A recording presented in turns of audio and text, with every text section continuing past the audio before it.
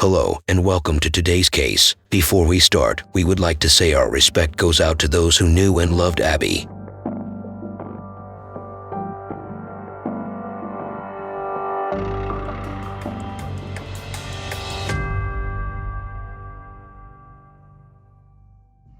Ebby Jane Steppach, known to her loved ones as Abby, was a strong individual with a big heart. Abby was born on March 31, 1997 in Little Rock, Arkansas, and was raised with her parents, Lori Jernigan and Peter Steppach. From a young age, Abby was drawn to arts, particularly photography. As she grew older, she discovered a passion in cosmetology, honing her hairstyling and makeup skills. With a bright future ahead of her, Abby set her sights on becoming a successful cosmetologist and real estate agent. In the summer of 2015, Abby took on a job at a local Foot Locker store, an experience that marked a turning point in her life. Around the same time, she entered a relationship that her mother and stepfather didn't approve of. As her family situation became complicated, Abby eventually moved out of her family home. As she navigated these changes, Abby began to display signs of frustration. It was on Wednesday, October 21st to be exact, when Abby received a text from her friend Danielle, who she was staying with at the time. Danielle informed Abby that she would be running late from her doctor's appointment. Abby responded with a text saying, "No, it's not a big deal at all, I swear. I didn't want to go today anyway. There's all that drama." Danielle, unaware of what drama Abby could be referencing, would later recount this exchange as a moment that stood out to her. In hindsight, this brief text exchange between Abby and Danielle would take on a much greater significance, serving as a small but telling window into Abby's life at the time. 2 days after her text exchange with Danielle, Abby attended a party on her own on Friday, October 23rd. Danielle, who had also been invited to the party, chose not to participate because she did not know any other guests. The party was a fateful choice for Abby, as it was during the party that she was allegedly gang raped by 4 men, and the assault was recorded by one of the perpetrators on their cell phone. The following day, on October 24th, Abby returned to her mother's home and informed her mother, Lori, and stepfather, Michael, about the sexual assault. Despite the shock and disbelief that both adults must have felt, Abby was determined to take action. She demanded that she go to the police station to report the crime and ask the adults to accompany her. Lori and Michael agreed and said they would meet her at the police station later that day. Abby was determined to see that her attackers were held accountable for their actions and was taking the first step in that direction by reporting the crime to the authorities. In the meantime, Abby also took the time to reach out to her friend Danielle and let her know that she was okay. Abby told Danielle that she needed to stay at her older brother Trevor's house to provide reassurance as he was worried about her absence. This small act of kindness towards her brother shows the strength and resilience of Abby's character, even in the face of such a traumatic experience. It also demonstrates her love and concern for those closest to her, even as she was grappling with the aftermath of her assault. In many ways, Abby's actions on that morning were a testament to her courage and determination.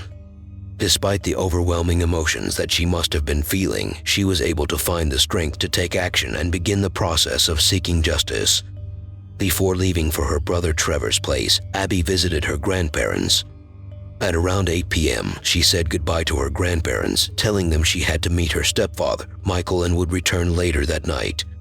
However, as the night wore on, Abby's parents, Lori and Michael, grew increasingly concerned as they hadn't heard from her since morning. They attempted to reach her by phone, but they would receive no response. According to cell phone records, during this time, Abby sent multiple texts to the 4 men she had accused of raping her at the party on Friday.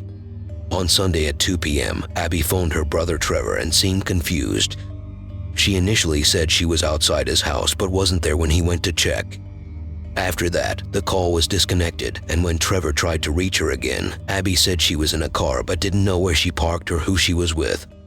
Finally, Abby would tell her brother, "I messed up," before the line went dead. This would be the last time anyone heard from Abby.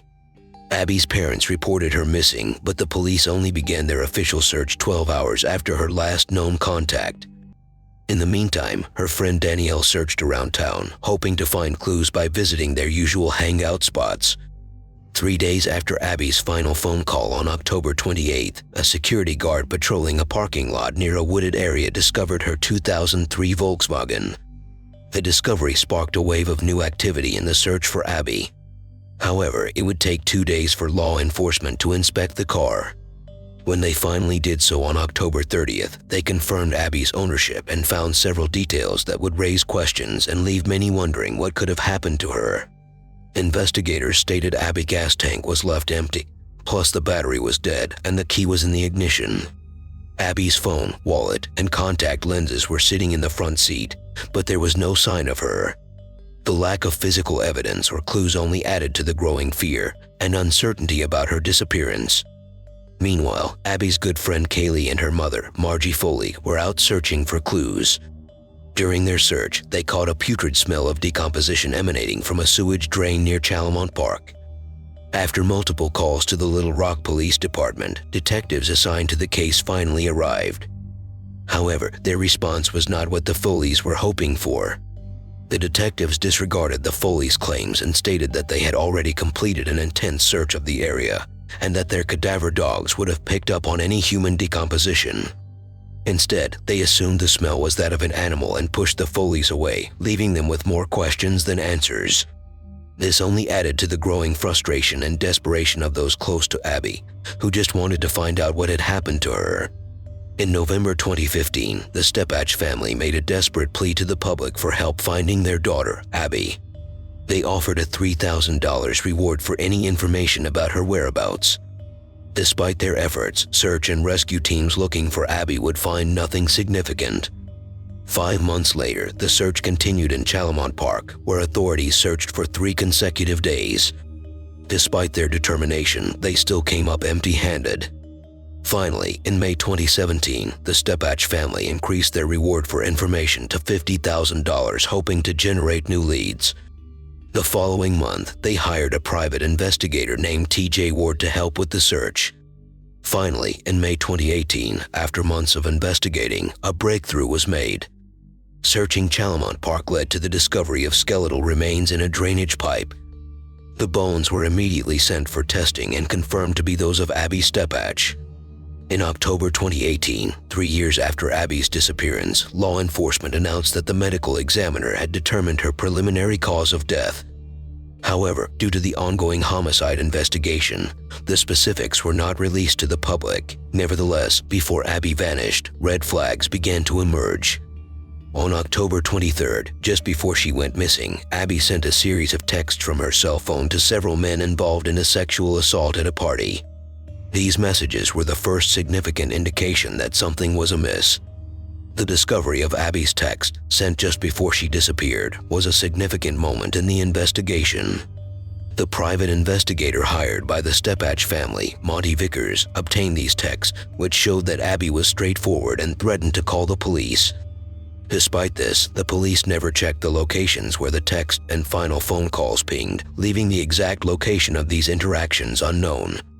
One of the most confusing and suspicious anomalies from the cell phone records was the pair of phone calls made from Abby's phone to the Little Rock Police Department on the night of October 24th.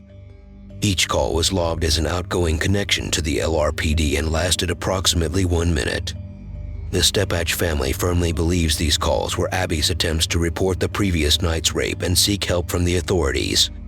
However, what makes these calls even more perplexing is the fact that they are not recorded in the records of the Little Rock Police Department. This missing information raises many questions about what happened in the moments leading up to Abby's disappearance. If these calls were made and logged, they could provide crucial details about Abby's whereabouts and the events that led to her death. Unfortunately, their absence from the records is a mystery that may never be solved.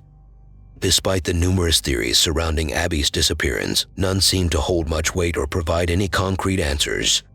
The idea that Abby had a mental breakdown and sought refuge in the drainpipe at Chalamont Park, only to later succumb to her environment, was quickly dismissed. This theory did not consider the limited space in the drainpipe and the lack of evidence to support suicide. Moreover, the searches in the area revealed no weapons or blood trails, casting further doubt on the possibility of self-inflicted death. Finally, the environmental conditions in the park were not severe enough to cause hypothermia, making this theory highly implausible. The investigation into Abby's disappearance continued, with the police and the Steppach family determined to uncover the truth and find justice for Abby. But unfortunately, despite the many theories that arose in the early stages of the investigation, none of them provided the answers they sought. Only later, when the remains were discovered, the whole story of Abby's death began to come to light.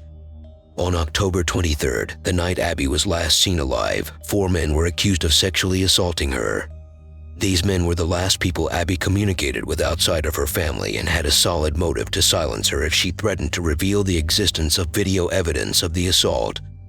Despite being prime suspects, the lead detectives of LRPD ruled them out as suspects in 2017 and declined to reveal their identities before Abby's remains were discovered. A year after Abby's disappearance, her bones were found in Chalamont Park, leading the police to once again consider the 4 men accused of sexually assaulting her as potential suspects in her murder. Despite ongoing speculation, their identities have remained undisclosed. A Reddit post claiming that one of the men is the son of a police officer has circulated, but this has not been verified. The investigation into Abby's case has faced significant criticism and scrutiny from her family and the Arkansas community. The handling of Chalamont Park and the methods of search by the original detectives were met with widespread criticism. Abby's friends reported a scent of carcass decomposition near the park's drain system just days after her disappearance and called the police. Still, they were dismissed as decaying animals and no further search was conducted. Police also neglected to respond to a security guard's report of Abby's abandoned vehicle in the park's lot for 3 days, which gave the potential perpetrator ample time to remove evidence or cover their tracks. This delay in action fueled concerns of negligence and disinterest in the investigation. The lack of response and documentation to Abby's call to the LRPD on October 24th also raised suspicions. The LRPD has stated that their bank of 911 call recordings dating back to 2015 has been deleted, which seems suspicious. Meanwhile, a security guard reported capturing footage of Abby meeting an unidentified man in the same parking lot where her vehicle was left. Still, the videos were unfortunately deleted before Abby's disappearance. The failure of the original authorities to interview the security guard regarding this critical information is inexplicable. The evidence shows that Abby had brave intentions to speak out against her attackers.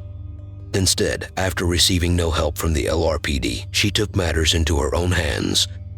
We speculate that Abby was determined to bring attention to her abuse. Abby's messages to her attackers, in which she threatened legal action and revealed her knowledge of the video evidence, likely incited fear and anger in them. The attackers may have reacted by carrying out a plan to silence her. On the other hand, they could have pretended to show remorse and offered to delete the videos and apologize in person. Abby, who wanted to see the good in people, may have innocently agreed to meet them with the hope of resolving the situation. However, things went wrong during the meeting. Still, it's believed that Abby's car was driven to Chalamont Park and left to run dead to mislead investigators and provide the perpetrators with time to dispose of her body. The actual events that led to this tragedy are still unclear, and until the arrest of the perpetrators, we can only pay our respects to Abby and keep her memory alive with grace and dignity.